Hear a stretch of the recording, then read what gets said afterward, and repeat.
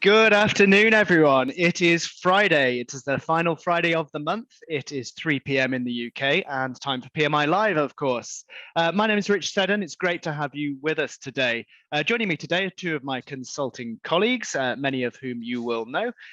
Damien, who's on my left. I don't know if he's on my left or my right. He's there anyway. Damien Albinson and Des Kelly, who will be leading the majority of the session. As you've come to expect from PMI Live, we are always trying something new. So today, what we got in store is some content and background initially, as you'd expect, and then we're going into a Miro exercise. Some of you will have seen those before. Live whiteboard. We're posing some questions in there. But brand new out of the box today is a polling function in Miro today. So we're going to give that a whirl, see what that tells us and how we get on with that. Then finally moving into a interactive panel discussion. Now that's where we need your comments, your questions, your queries. Raise your hand if you want to. I've given up asking you to, if anyone's interested in sharing their mics. I know you don't want to. I hear the voice of the customer. I'll never let it go though, never. So without further ado, today's webinar is, as you know, transforming your operations incrementally.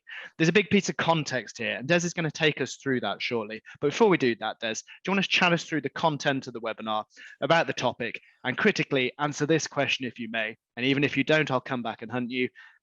Why this topic and why now? Right. Okay. Right. Let me think about that question as we go.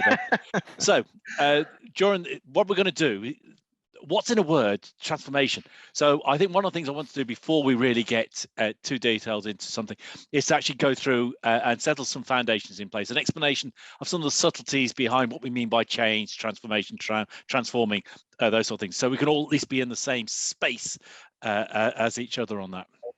And once we've gone through that bit of dialogue, what we shall do then is to go to an open forum discussion. This is where we're going to use the Miro board and the elements from that. That's going to be really good.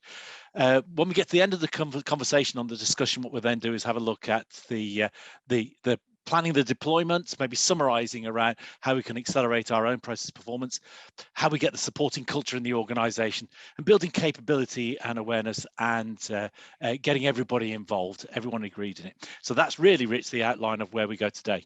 Okay. Don't try and dodge my question, but before you do, let's put it to Damien. Good call. What's the question again? Damien. So why this topic and why now? So thinking about your client experience. Okay. Yeah, sure. Okay. So I was thinking about this in terms of an analogy. You know, if you thought about if I wanted to change my appearance, I could dye my hair, I could get a tattoo, something like that. But if I wanted to transform my appearance, that's going to involve a whole raft of things like, you know, lifestyle changes, diet changes, all these kind of things. So I think for those who are practitioners, that are doing change, you know, my question to you would be thinking about what are those changes in the context of? Are they in the context of the wider transformation of your organization? So I think that's how I've rationalized it. And if you're maybe more senior and thinking about this, then what are the things you need to consider in terms of how we enact that transformation of the organization, and does it connect back down to those practitioners? So I think for me, that's the breadth of why this could resonate with our audience. Okay. Des, why this topic? Why now? So, well, I don't think there's ever been a time where understanding where our organizations need to be today, what needs to be different about our organizations today over yesterday, and also what more important, how different it will need to be tomorrow over today, is really, really important. And therefore, is that how will we, as a community of change leaders, as to change influencers, how are we going to respond and react, and how do we help and support our organizations change for the better in the future? And I think it's a really powerful moment now. We just see what's going on, and if there ever was a time where we as organizations will probably need to change, now is the time. Okay, so what a smooth link, Des, to your own slide. Would you like to give a bit of background on what is change and just this topic of change, and share your slides? Okay, thank you. I will do that then. In that case, so let me just get that there. So hopefully you will be able to see that now. Yep, that's up. Excellent. So change or transformation, what on earth is in a word? So we're going to just have a quick little explore, just a handful of slides, just really to set some foundations in place. So on this one here, we have what is change. So the model you see in front of you has been around since 1947. It's Kurt Lewin's change model.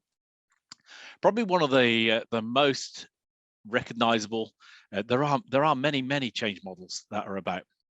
That's but this is so change in and specifically organizational change, and because I think that's what we need to be looking at here.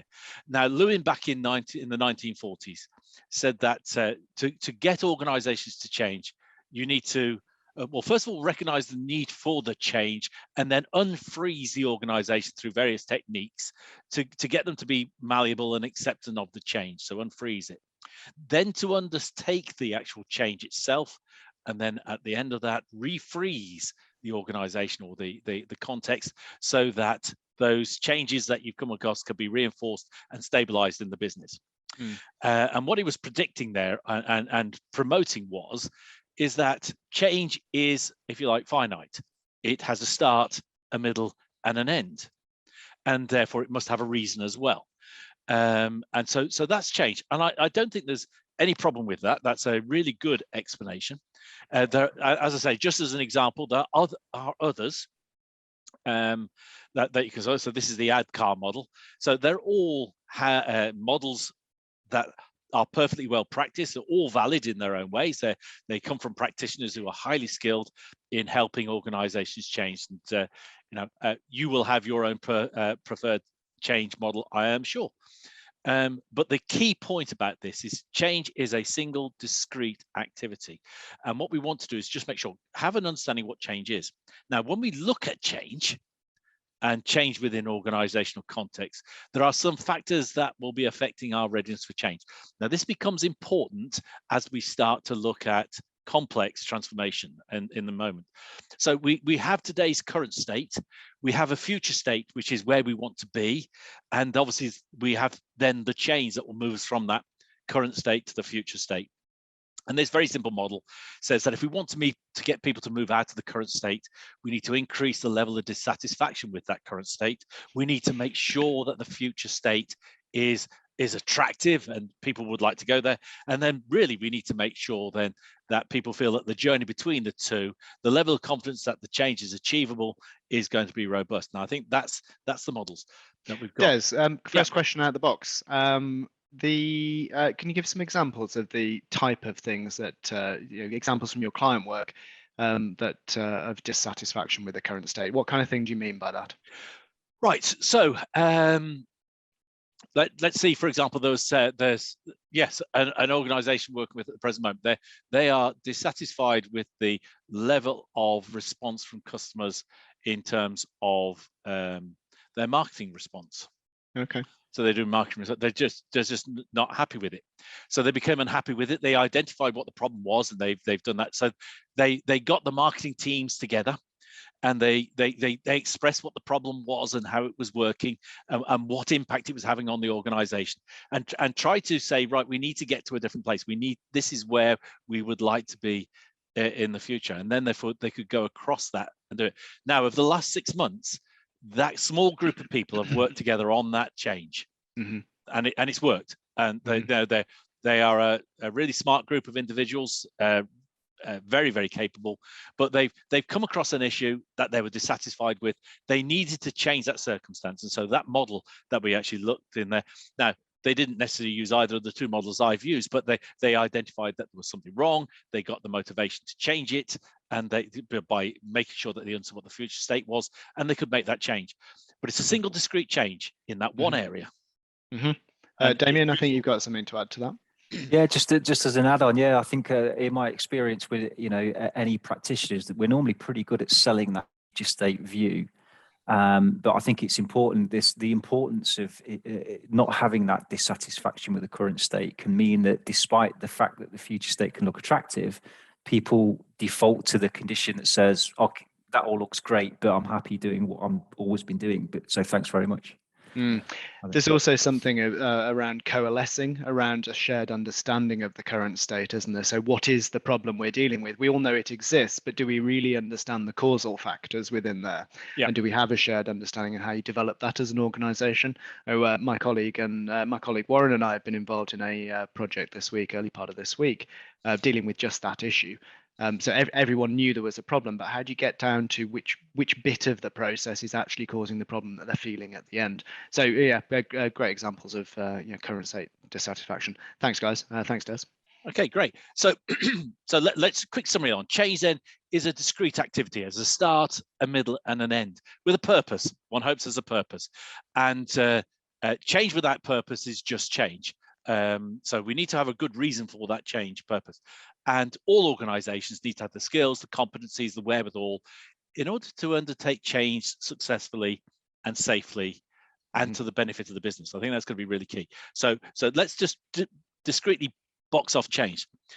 But transformation on a probably slightly different format is this. Now, in part of the preparation for this, I've done lots of studying and research again around it, just to make sure we've got some of the latest thinking in. I was quite like this one, came from Mavin.com. Versus change versus transformation. And it is this at this moment in time. I just want to actually get the difference. Change v transformation, right? So as I suggested already, change suggests the implementation of several finite initiatives that may or may not affect the whole organization. Transformation, and this is the context I want to paint for today. Transformation focuses on a portfolio of interdependent and intersecting initiatives that aims to reinvent the organization for a better situation in the future. And so that I thought was quite a nice succinct one. I thought it was a great way of looking at it. But if you read through the documentation they came to another point which I thought was actually equally robust, which is this. The last bullet point there, which is change initiatives can be included within a transformation program, but not the other way around.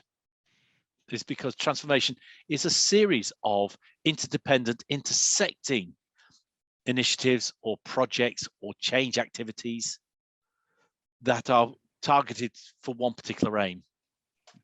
And so that's going to be, I think it was quite a nice way of describing the difference between change and transformation. And we're going to dig into that again to look at the difference between transformation and transforming in a little while. But one of the things I really want to just explore before we get to that point, and why transformation and transforming may be really important today. And I'm sure every single one of us on this call today are touched and feel, and often maybe feel anxiety or stress around the ever-changing business environment.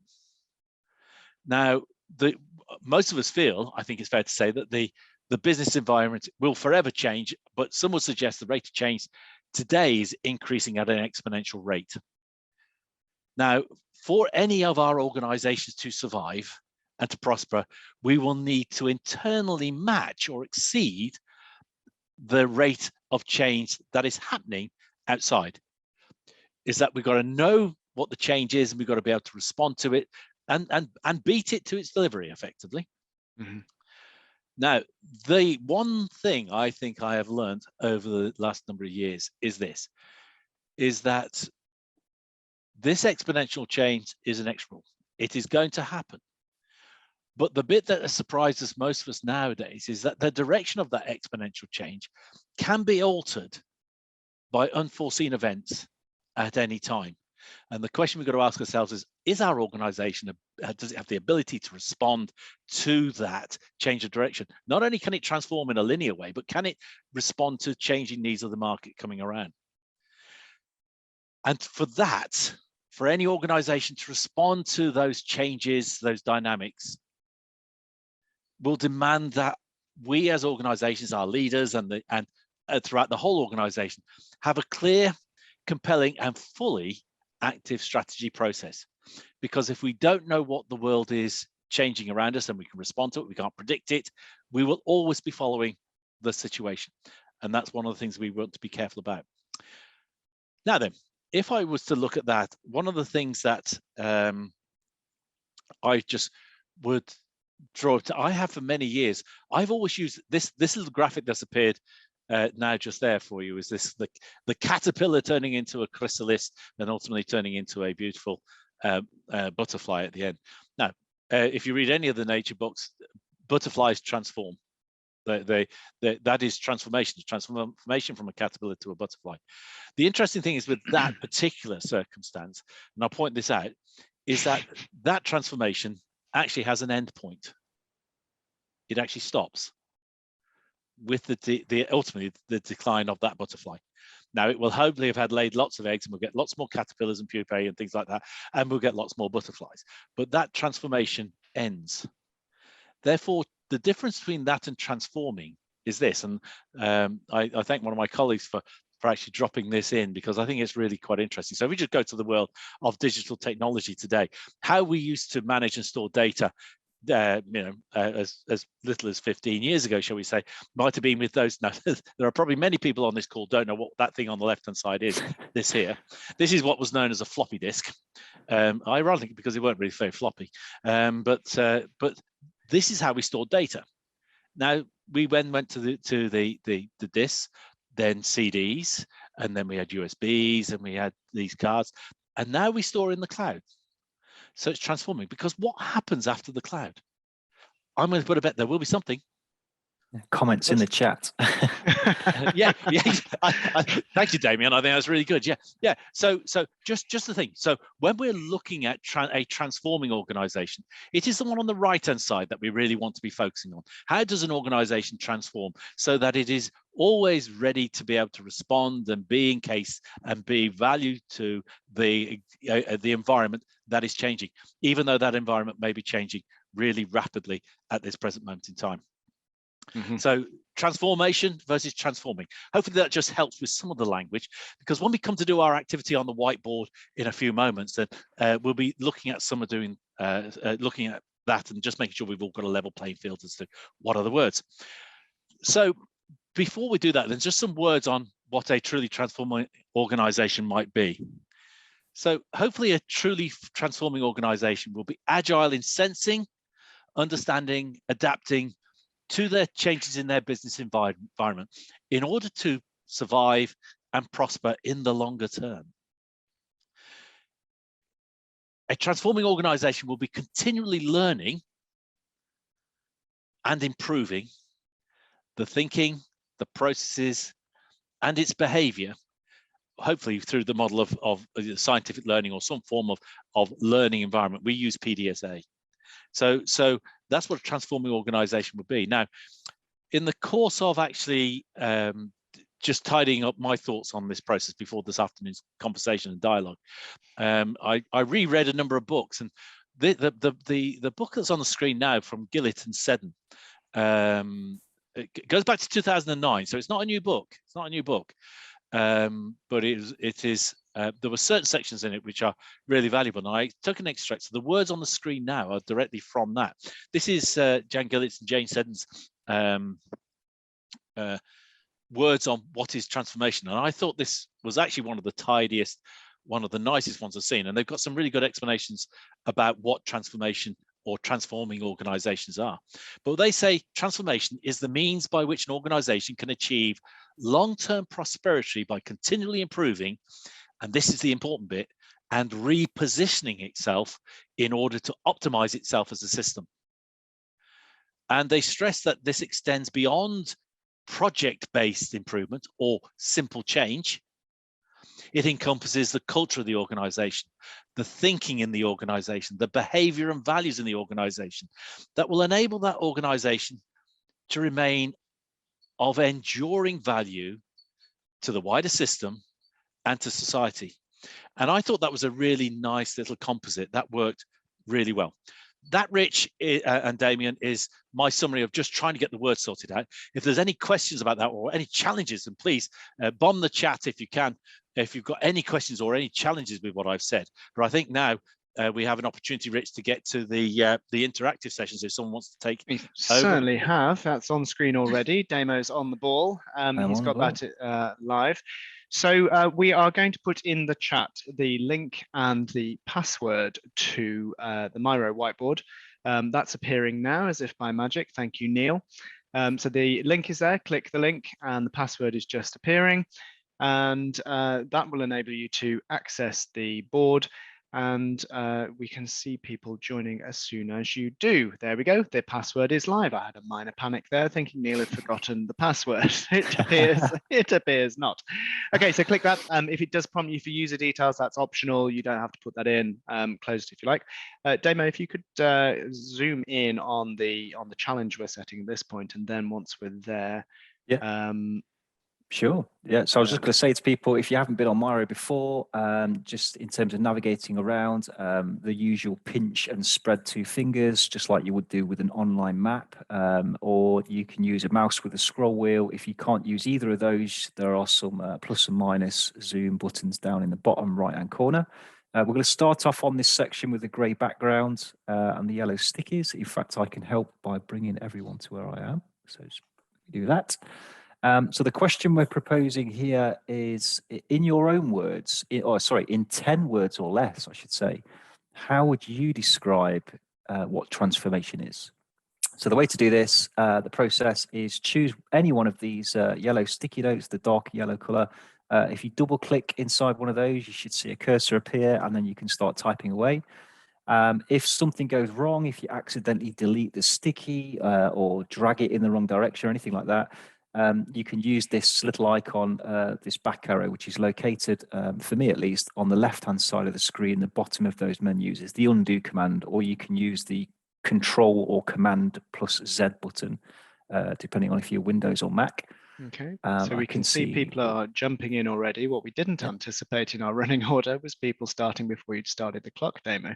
So... that's true, right? So I'll drop that down to 1 minute. All right, okay, let's stick a timer on there then. So let's go with that. Cool. So for anyone having any problems, don't forget you can, if you're on the live streams, you won't be able to access this. Do jump in, pmi.co.uk/webinars. You should still be able to register and join the live sessions. I can see loads of content going in there now. Thank you so much. So what we got coming in here? Issues of company-wide. Better all the time. Taking people on a journey, I like that.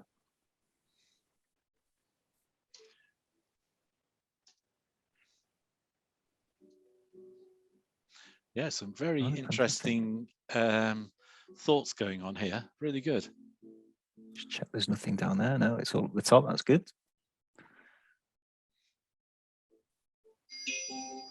Right. Okay. Didn't that minute go quickly? I think there's we're still a bit some people stingy there. I think so. I think people are still typing, Rick. So let's let go, because some really nice thoughts going in there, which is going to be challenging for the conversation. That's really good. Cool. So just a reminder, thanks Des for picking me up on that. So the reason we're doing this, folks, is to inform the panel discussion that we're going to have shortly. So we'll be taking this up. So let's just have a quick swim through here, Damon, if we can. There was just one point. There was one person has asked for the password isn't working. If you just look in chat and copy it, and then paste it in. Yeah, we've addressed that, I think. Super job. Okay. Great. Cool. Good. Excellent. That's fantastic. Well done. That's the scroll down button, Des. It's good, isn't it? It just popped up, but obviously. Right, back to the plot. Nothing better than being live, is there, on a Friday afternoon? Damo, go ahead. Let's take us through. All right, so we've got a whole range of stuff. So we've got a company-wide or multi-division program of change within a significant step change. With a significant step change, you say. So when I say major change, notable change at scale. So there's lots of things about the size, I think, seems to be a dimension that people company-wide, large scale, yeah. Long-term thinking, putting customers center of the universe and innovate and transform. Very good. Again, large scale, company-wide, continual change into something that is not recognizable as what it was before. That's interesting. Someone's been looking at your picture there, Des, I think. Being different tomorrow.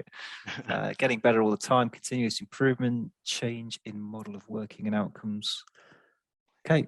That's successful. fun. That's fantastic. That's really great. Thank you, folks. This will remain open, so do keep putting stuff in as you wish. The board is open. So as I say, we're going to use this to inform us. Just before we do that, any surprises here for you guys in there? Anything you were expecting? No, actually, I'm for me, I think there's some really nice thought processes going on in here. Clearly, a lot of our delegates have thought about this ahead of coming into this session, or are probably deeply embedded in it. In fact, I think that's probably what it is. It's deeply embedded in it, which is great. So really, some really great words on there, some really good insights in there. As this professional community coming together, keep it going, guys. Keep that coming in. Challenge what you're hearing, because we learn together on this one. I think that's going to be really powerful.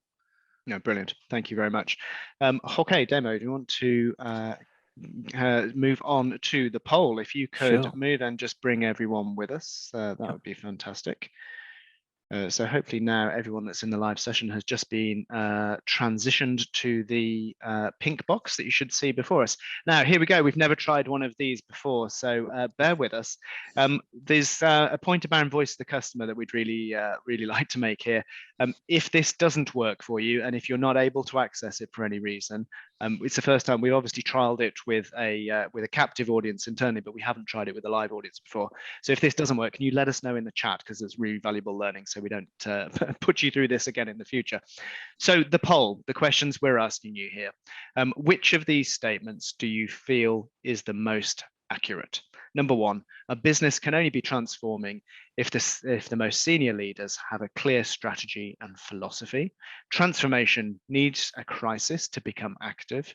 Transformation can only be effective in a stable business environment. And finally, transformation works best when it is driven by those working in the process. So 4 questions there. Damien's going to tell you how to do that and how to respond to the poll. So I'm gonna start the poll now. We've got set the timer for a couple of minutes. We may not need that, but we'll see. And the way to do this is you just literally click on any one of those blue answers that you feel is relevant. You've got 1 vote per answer, and you can choose as many or as few as you like. So it's really up to you. So I'll open the vote up and click away. Excellent. So if you are joining us on the live streams and haven't registered for the webinar, if you put your comments, put your votes in the comments section, we'll pick those up. Okay, so intriguingly, so okay, marvelous. People are participating. So it looks like 17 of you have made it over into the live Miro board. So again, would really like to hear if you haven't managed to access Miro and you couldn't get in, let us know, because that's only a small percentage of the audience today. So that looks like some of you may have had some trouble, and we apologize for that. This is why we are screen sharing as well, so you can follow us along as well. Okay, so the voting, as Damien mentioned. I think we've got one additional for one of the posts. I won't say which one because it will influence the voting. But I saw someone had put their choice in. I think it was Alana. So thank you for that. That was really good. Great, thank you. Okie dokes. So you can see you've got 55 seconds on this one. Coming in. Okay, so I think, if I'm right, it looks like people have stopped Damo. So perhaps as an experiment, do let us know if we've cut you off early as well. Apologies if you're still reading. Just give you 10 more seconds on this, and then Damo will end the session. Yep. Okay. And go. All right. So if I end the session, just give it a moment to crunch the numbers. And the benefit of doing it on Miro is that we should be able to see the results on the board. There we go. Wow, look at that. Well, success from that point of view. It's certainly done what it was intended to do. I just hope as many of you as possible were able to get in. So let's have a look. Aside from the technology, what have we got here? So out in front is number 1. A business strategy can only be transforming if the senior leaders have a clear strategy. Well, Desmond, you can wipe the sweat from your brow. Your slides later on appear to have some agreement with you in this audience. Followed by the question 4, which is transformation works best when it is driven by those working in the process. What a fascinating one. Brilliant. And then it seems to be more mixed picture on the other two. So Des, your comments on this, please. Well, actually, these. I put these together as questions, if you like, or statements based on the research that we've been doing, because it's quite intriguing, is that how people view transformation. And I think that when I was looking at those, I'm not surprised at all by the responses. One of the things I would say is, from my perspective on this one here, is that if we look at number one, a business can only transform if the most senior leaders have a clear strategy and philosophy. I say absolutely yes. I totally agree with everybody who ticked on that. And I think I was stressing that. Notice the word where I said transforming, right? Because it's that continuous thing, taking us to a place with something different. So it's really great to see that that if you like the weight of evidence goes against that one, which is good. Mm-hmm. But if we then go to the fourth one you've got, transformation works best when it is driven by those working in the process. I would say yes to that as well. Mm-hmm. That is true. An organization can only be a transforming one if everybody is involved. And I think those 2 points are really profound. But for those of you that voted for the others, I believe you are also correct, right? Because if we look at 2, transformation needs a crisis to become active. Well, maybe not so much a crisis, but certainly a compelling need to get the wheels and the wheels in motion and get traction going. And then if we look at 3, transformation can only be effective in a stable business environment. I think, yes, that is true, but for a specific reason. Yes, it's true, because if the leaders are always in firefight mode, it will indicate to you, for example, that the mindset is in the incorrect place, and therefore you probably won't ever be able to transform, because you're always firefighting. So I think for those that have responded, I think you all got it right, but it's interesting how your preferences went. I think some of those are really interesting. Yeah, and a couple of comments that have come in, Des, around in reality, crises can accelerate transformation. Absolutely, and also act as a catalyst rather than a reason. Which great points. Thank you. I think that is so true, and I think our own organisation here in PMI, I think that we've done some what I would say are truly remarkable things over the last 2 years. Truly remarkable things, which, to be honest with you, I doubt if we hadn't had the circumstances we would have accomplished quite so rapidly. So yes. I absolutely agree. Whoever that was, Rich, that's really good. Okay, great. Thank you very much. So the final thing on here is the setting out the topics for the panel discussion. So Damon's just navigating to that now, and he'll bring you all with us. So the 3 discussion points, for our, is it round if there's only 3 of us? Our triangular table, let's go to that one. So for the discussion just now are these. Number 1, how can we tell if our organization is transforming or changing? How do I choose between project and incremental improvement activity? So project-based improvement versus incremental. And a really big one here, not only in the text size, but actually a big philosophical question: where do I start? So our intention here is to get practical with these. We're going to stop screen sharing now and move into the discussion. So question 1 then, how can we tell if our organization is transforming and not just changing? Damo, you stimulated this question in one of your comments when we were preparing for this session. Do you want to talk us through your thinking on this? Yeah, it's not a super simple thing to answer, but there's a couple of ways I would maybe start to think about it. I mean, one thing just from my own experience was in a previous life, being a manager of a certain department, we had a goal to achieve a level of change, transformation, and at the time, doing the small incremental stuff, it never really felt like that much had really changed. But it wasn't until I saw a photograph from 5 years prior that made me realize just how far we'd come. So I think the key thing there is, I think one way to consider, are we really transforming, is to look backwards, in fact, to think about where were we in the past, and what are the differences. Have we just changed stuff for the sake of it, or are we not just has the physical sense changed, but are we behaving differently? Are we thinking differently now in the way that we operate? And sometimes it's because it's so gradual, sometimes it can be hard to spot. So I certainly think that that's one way to think about this one. So Des, what's your take on the juxtaposition of transformation and change? So how can we tell which is which within our organizations rather than in the bigger terms? Right. So I think first of all, let's make sure that we've got a recollection as to what we meant by change and transformation, because I think that change is an inherent and important part of transformation. So that is one of the things.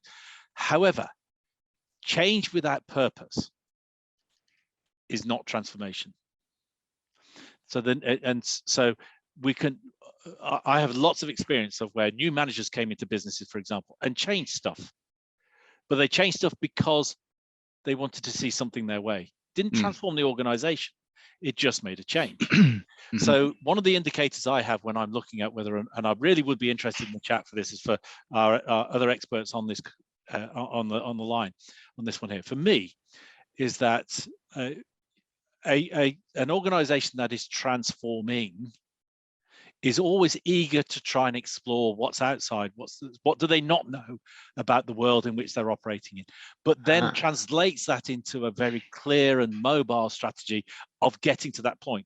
But they're always hypersensitive about what is the change and, you know, what are we going to be differently? Because most organizations, not all, or should I say many, not most, many organizations find themselves in a situation whereby they turn into work one day and there's a dawning realization that the world that they operated in has now changed to such a degree that they've got to press the reset button. They've got to say, stop, re-go.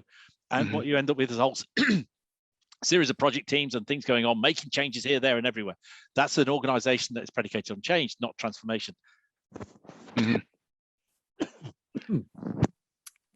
Cool. Okay, so thanks, Des. So the other thing I would add here, which is the kind of additional dimension here, is the confusion of both of those things, transformation and change with improvement.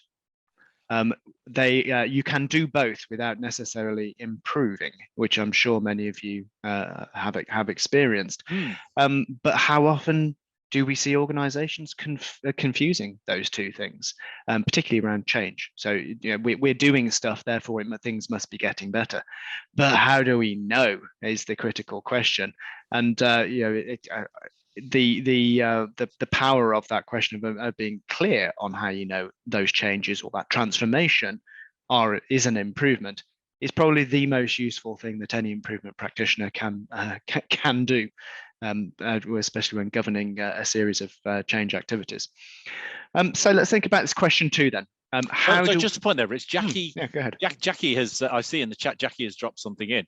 And Jackie, so if with your permission, I'm going to read out what you said, which is, Jackie has said, I would have said, when you cannot remember how you used to do it, right? Right. But I have worked in organizations where just plain restless with no corporate memory and kept repeating the change. So it needs to be directional and notional with a notional destination. Jackie, totally agree with you. There has to be purpose and direction for any transition. I totally agree with you. That's a really good input. So Jackie, thank you very much indeed for doing that. And Rich, sorry for interrupting you, but I saw it there. Well done, Jackie. That's great. I think that's so sharp. That's right, Des. I think you and I are celebrating nearly our 20th year of working together next year, so I'm quite relaxed. It's fine. We are indeed. Cool. So that question too. How do I choose between project and incremental improvement activities? So first, I'm going to pitch this to you, Damo, to just talk about some of the typical activities that distinguish these. Thinking about what we would describe as standardize, maintain, improve. Help us understand what we mean by those two things. Yeah, the way I always think about these is that projects are different from incremental change for me, in that projects have a beginning and an end typically, and that can range from, you know, relatively short to the when people tend to talk about transformational projects, they can go on for so long that the thing they were aiming at changes in that time, and therefore the transformation has to adjust, and it just kind of goes on forever. For me, the incremental improvement is more about the daily stuff. It's the daily work, how we actually run our businesses. And that's really should be thought of in terms of everybody, so at every level, what are we doing differently? How can we make those small refinements to the way we do the work that over time add up towards actual, large shifts in performance? But again, coupled with the points we've already teased out, is that, again, that still has to have that direction. It can't just be, change for the sake of change. Yeah. But yeah, that's how I tend to think about the difference there. Projects tend to sort of start and finish, whereas incremental change really for me should be the stuff that everybody can get involved in. And I think the key thing there is that, the amount of untapped potential in your army of people that you have working in your organizations. Whereas is it really realistic that you're going to transform your entire organization relying on a handful of projects run by maybe a even smaller number of people? I'm not too sure. I'm not convinced that would be that effective. Des, your take on this? Sage words of wisdom. Right. So how do I choose between project and incremental improvement activities? Well, you shouldn't have to have the choice. They should be both existent at the same time. Right? They should be both there, in my view. Right. The incremental activity is it's the sort of Kaizen activity where people are they are given the skills, they're given the capability, they're given the ability to actually engage in improving the work from an efficiency and effectiveness and adaptability point of view during the course of the work itself. So that's where incremental for me comes from, is small increments every single day, small Kaizens, everybody involved, everyone targeted. Now, what that's doing though, that's actually, if you like, it is, as I say, it's improving the efficiency of a process, the effectiveness, it improves the value that process may bring to a client, but it may not be changing the business. So therefore, projects are the sorts of things you may have to have that will fundamentally change something that the world is going to change in, or you can see the prediction, as Jackie says, you've got a destination, the world is changing, you're going to make a prediction. You're going to have to make some form of step change and something like that. Then that's where the actual projects become quite important, but they need to be lined up to a direction. So both need to exist, is in my view. But the projects in a transforming organization, and I'm going to pick up on what Jackie said here, is they need to have a coherent objective as to what are we trying to accomplish, where are we going, where are we taking this, and it will make a significant change to the way we're operating. Could even change it totally. And fantastic. Likely to be discontinuous change as well. Thank you, Des. I've got one eye on the time, so just wrapping up on for this section with the question around where you start. So I'll field this one. Des is about to talk about pain points and coalescing around a problem. And the truth is, it needs to be a known problem. Whether you're choosing incremental or project-based, it's a known problem that people understand. You may not, people can relate to, but not necessarily understand. And here's the critical thing: it must be relevant to the business, and people must get, without too much explanation, why you're starting here. It must be fairly obvious. Now, word of caution, that doesn't just mean to go to the area or the department that is screaming the loudest, or the process that you think is screaming the loudest, because beware, the problem may lie elsewhere.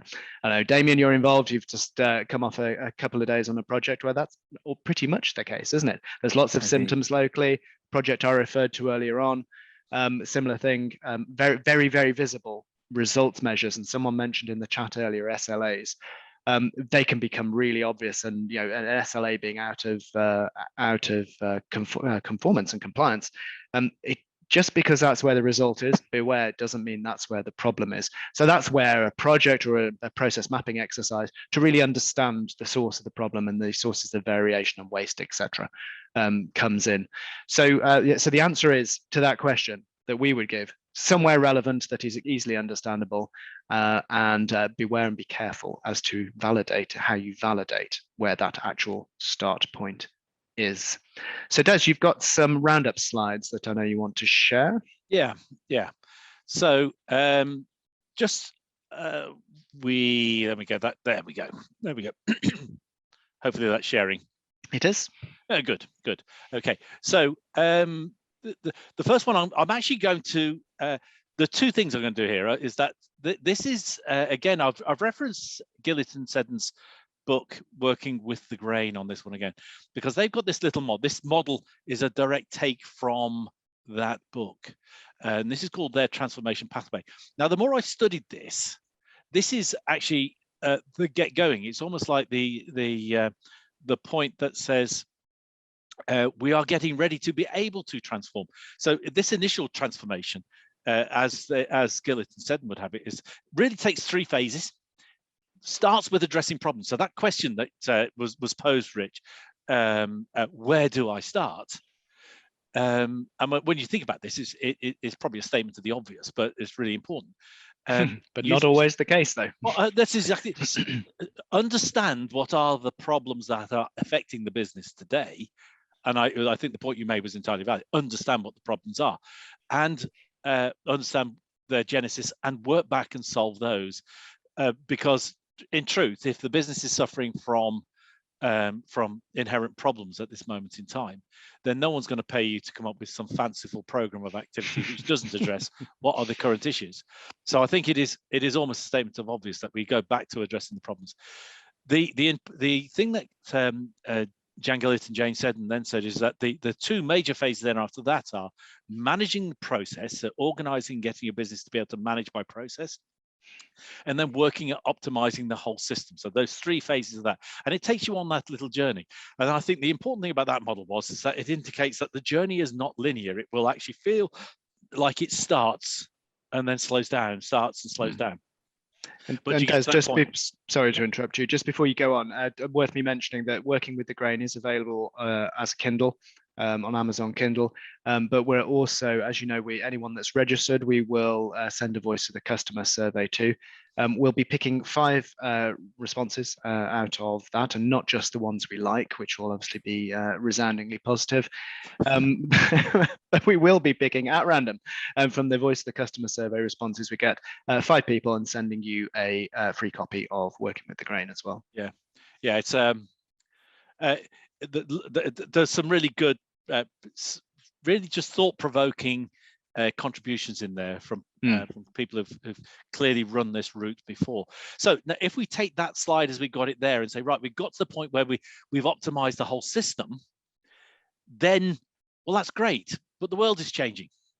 So what comes next? So with a little bit of copying or copying with pride, I've added in another little snake, if you like, on this one,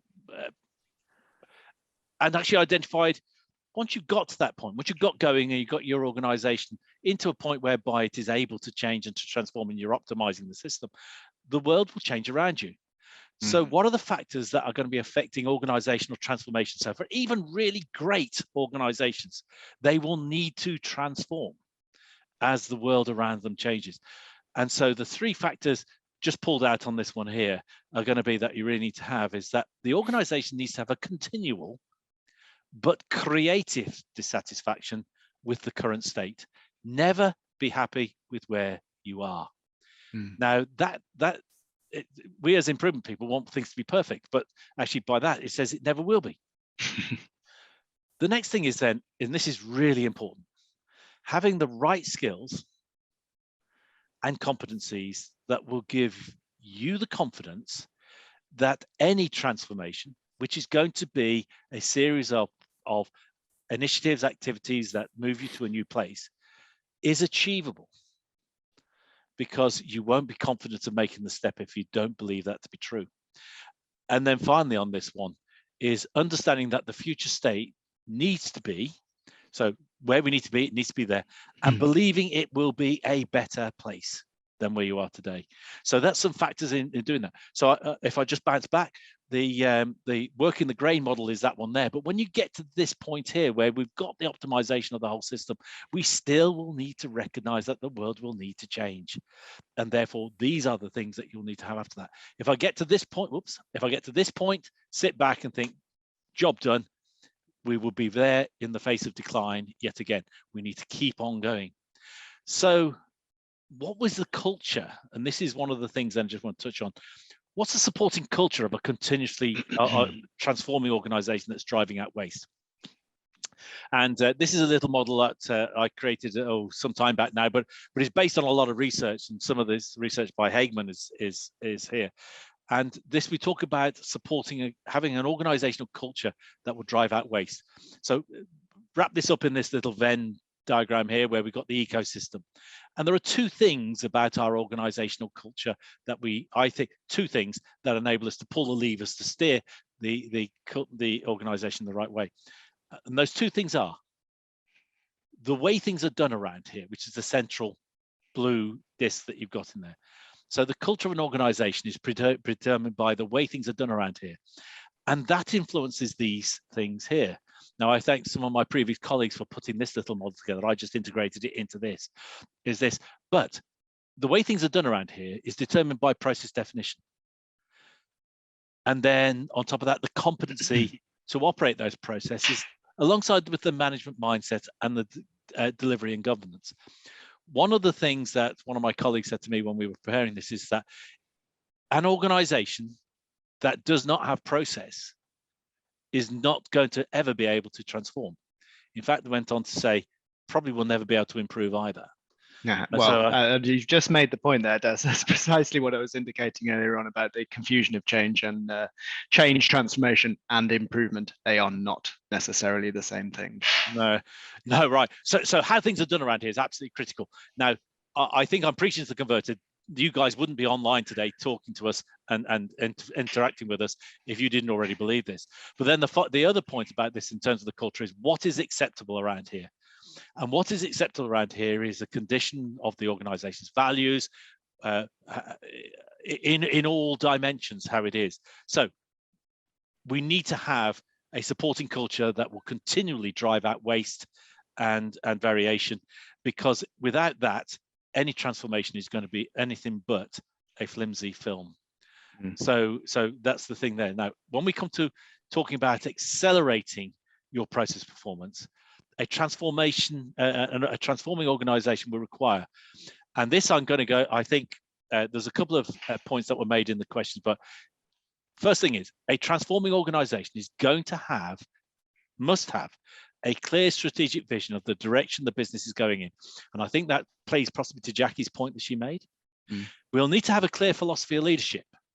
The leadership need to have constancy of purpose. They need to be not flip-flopping from, new chief executive, new direction, right? That's got to end. That's just an inviolable proposition for the future. We need to have constancy of purpose, a clear philosophy in the leadership, which is maintained over the duration. And I think also what's going to be really important here is that leaders have a clear understanding of the business as a system, and the fact that that system is made up of a series of interdependent and interacting processes. But more importantly is that every individual who works in the organization knows their role and their place in that system. And the final point in this one here for me, before we go to summary, is that the organization needs to understand how to make improvements. And as a subtlety here, change isn't always improvement. Change is change. Improvements put you into a better place, either from an efficiency and effectiveness or adaptability position. So the organization knows how to make improvements and has a system that allows improvement in real time to be part of the daily work. Now, that last point I think is going to be really quite important to me, is that if improvement is not real time and is not integrated into the part of the daily work, there's going to be a problem, because you're always going to be resource constrained, you're always going to be time constrained. And therefore, if your improvement and transformation is not part of the daily work, it's probably not a transforming organization. So that takes me to a summary, I guess then, Rich. And yes, if there's any please. Yeah, questions- there is. We've had an absolute overwhelming response. I think we've hit a chord here, so something tells me we will need to be scheduling another session on this. On that note, in the Voice of the Customer survey, folks, there is a suggestion, a topic suggestion for future webinars. That is where we structure these up from. So please do. Is there something that's you'd like to know more about here that we haven't been able to do justice today? One of the subtopics, then do let us know. Yeah, so one of the limitations of the Friday afternoon webinar is that it is limited to 1 hour, but nonetheless, it's a joyous thing to do. So, summary of the key points of what I would say today in terms of a transforming organization. Now, I think we all understand at least my operational definition of the difference between change and transforming. Transformation works best when it is led by a strategic need. Right, that's the first thing. The next point is transformation needs to be part of the routine daily work so as to avoid resource constraints. And therefore, if it is going to be part of the daily work, it needs to be part of the leadership philosophy. Penultimate point is ensure you work to understand what the customers and market will value in the future, and plan your transformation to make sure your organization gets there before they do. Because then you're market leading. And the final thing on this one here is something that we all as change agents, improvement consultants, process excellence people, whatever you want to title you may carry with you, is we need to have organizations that are continually seeking out ways to eliminate waste and variation in the way that we deliver value. And there was a point in one of the questions which suggested that if you can do that last point, then you're preparing yourself to be able to have the skills and competencies to be able to transform. And I would totally agree with that point there that we've actually got. Okay, so Rich, that's me. Thank you, Des. And we've just done a seamless transition, I believe. Except I can't work out how to transition my slides. There we are. So folks, thank you. The response here has been brilliant. We have taken screenshots of the questions that we haven't been able to get to. I would like to obviously thank you for joining us. Next month's PMI Live, last Friday of the month, Friday the 27th of May at 3 p.m. UK time, getting the best from your performance huddles. As you'd expect from us, trying something new yet again. Next month, you will see the PMI operations team running their process performance huddle live on air, live for the session, never been tried before, not unnervous about it. The team are really up for the challenge. They're going to show you their measures, their behaviors, their ways of working, the process that they run week in, week out to manage their daily process performance. And very finally, absolutely finally this time, 3 pieces of thought leadership this month. Performance huddles I've already mentioned on the right. We've got Dom Slade in the room for improvement, head of process improvement at KPMG UK. And we've got the latest episode of the podcast, which launched on Monday, Leading for Business Excellence this month with Daniel Crump from the Greyhound Pub and Dining, and he is sharing some of his insights around process in an informal sense from the hospitality industry. Both of those great watches. Ops team coming up on the next session of PMI Live, which we very much look forward to welcoming you to. All of these can be found on the website pmi.co.uk/webinars. Finally, from myself, Des, and the other one's name, Damien. It's been wonderful to have you with us. Really, these things are a joy to do. I do hope you enjoy them as much as we do. Let us know your feedback in the Voice of the Customer, and we wish you a safe, happy, and weekend. Safe, happy weekend. That's what I'm looking for. Relaxing. There we go. It's a weekend. Thank you, folks. Take care. Thank you, everybody. Thanks, everyone.